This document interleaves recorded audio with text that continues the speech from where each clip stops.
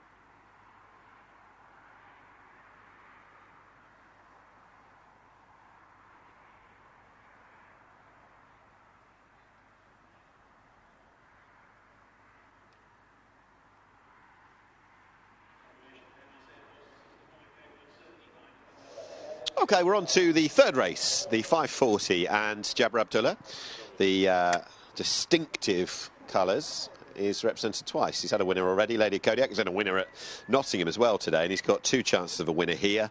Those being Memas Air Force with the red cap, Billy Lochnan, the second colours, 6-5, the market leader, and Dandy Speed, who is currently in an 11-1 shot under Kieran Fallon, who looks for a second winner on the day and 101st winner of the year, white cap. There is your market leader, though, under a man who has ridden goodness knows how many winners already this year. Billy Lochnan goes from strength to strength to strength, and in Memas Air Force, a horse with bundles of racing experience, has been really quite well supported, well backed. Was 7-4 earlier, and this daughter of Memas, as the name would suggest. She was a beaten favourite last time. Well, she was a 6-4 shot last time, and she was been beaten favourite 3 of the 6 starts so far. There's been an expectation it's going to happen. Maybe her running star from last time, if deployed here 56 days on, back into nursery company. Neat draw in 2. Billy Lochnan up top. Maybe it all clicks together for her on this occasion. I just think maybe value-wise, certainly with the each-way appeal, I might be looking at something slightly different. Number 2 is Uncertainty, who is now 9-2, having been 13-2 earlier. She's had 4 starts and was taken to a much deeper challenge last time at the Irish Champions weekend in the sales race. Didn't really run her race despite being in deep company. And her more rateable form would be that Windsor run behind Gwen John earlier in the season. Oh, 1 or 2 of them could be a little bit overpriced. Dandy's Rocket's been running well, 2 from 7. Trying the 7 furlongs. The Dam was a winner here, a dual winner here over a mile as well. So it's in the blood, it's in the pedigree to go OK. I was just making a little bit of a case, maybe something or nothing, for the 40-1 outsider of the lot. Could look daft in a few moments' time. Lady Lysandra, who has had 3 starts. She hasn't pulled up any trees, but just on the basis of running a pretty creditable run behind Lady Kodiak, when only beaten 5 and a bit lengths, market expected nothing. She ran better than that. So, you know, first out in a handicap, mark of 64. Could be worse 40-1 shots, but as said, in a few moments' time, it'll prove more than likely that I was bang wrong. Right, one by one, they go forward for our third race, the nursery. Let's join John Blance. Uncertainty is in. Stall number 4. Flying Max, and then Honora Unleashed.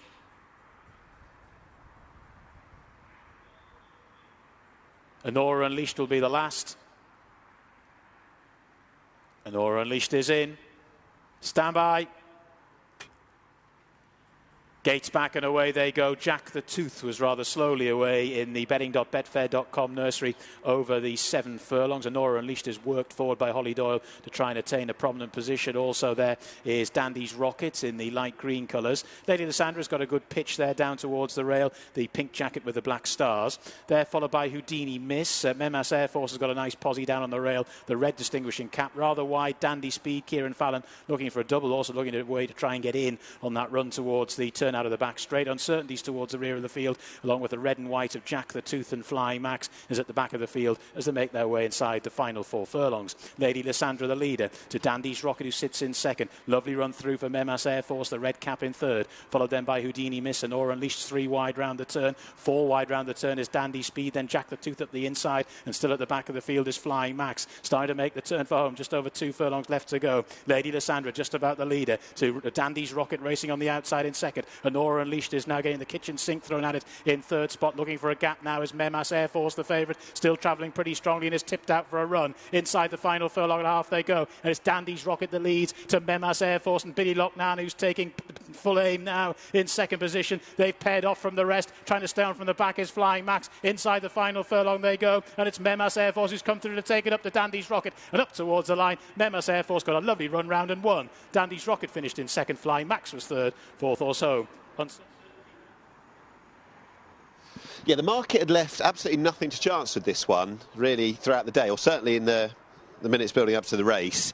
There's been an expectation so far that Memas Air Force should be shedding the maiden tag, and on a number of occasions has been a beaten favourite. On this occasion, it's all clicked together, and under a good ride, Billy Lochnan, in the red cap of Jabra Abdullah, who's already had a winner and had a winner over at Nottingham as well today, has given him yet further success. The 5-4 favourite has won. It is Memas Air Force, and at this point, at the top of the home straight, had Dandy's Rocket, who's a fair form animal in the context of this race, I would say, who'd broken clear of the rest of them, taken off the pace from Lady Lysandra, who had given best by this point, and Dandy's Rocket looking for a third career success, trying the 7 furlongs for the first time. Couldn't say that one hasn't stayed it. It's just gone better for Memas Air Force.